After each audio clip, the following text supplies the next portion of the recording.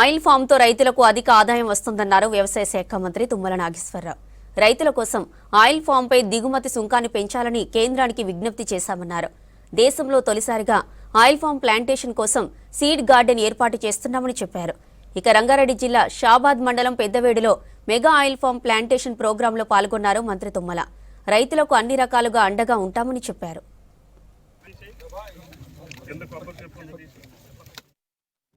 రంగారెడ్డి జిల్లా పచ్చగా పంటలతో మరుగుదలని అంటే హార్టికల్చర్ పంటలకు వెళ్లాల్సినటువంటి అవసరం ఉంది.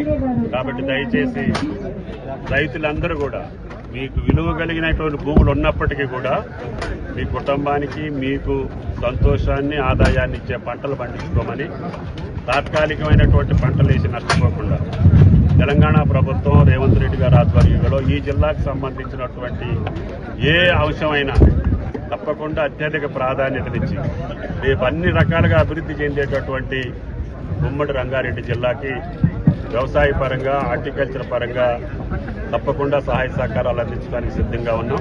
కాబట్టి రైతు సోదరులందరూ ఆయిల్ ఫామ్ తోటి పాటు ఆర్గానట్ కానీ, నట్మగ్ కానీ ఏ దేశంలో ఏ రాష్ట్రంలో అత్యధికంగా ఆదాయం వచ్చే పంటలు ఉన్నాయో ఆఖరికి మెకడమియాతో సహా ఈ జిల్లాలో పండించేదానికి మా శాఖ పరంగా చర్యలు తీసుకుంటామని చెప్పి విజ్ఞప్తి చేస్తూ, ఈ జిల్లాకు ఉన్నటువంటి ఏదైతే వాల్యూ కంపెనీ ఆయిల్ ఫామ్ కంపెనీకి అలాట్ చేశామో ఆడను కూడా వెంటనే ఫ్యాక్టరీ నిర్మాణం కూడా మొదలు పెట్టాలని చెప్పి విజ్ఞప్తి చేస్తూ, రేవంత్ రెడ్డి గారి పాలనలో అన్ని జిల్లాల్లో ఆయిల్ ఫామ్ ఫ్యాక్టరీ నిర్మాణం చేయడానికి ఇప్పటికే చర్యలు తీసుకున్నాం.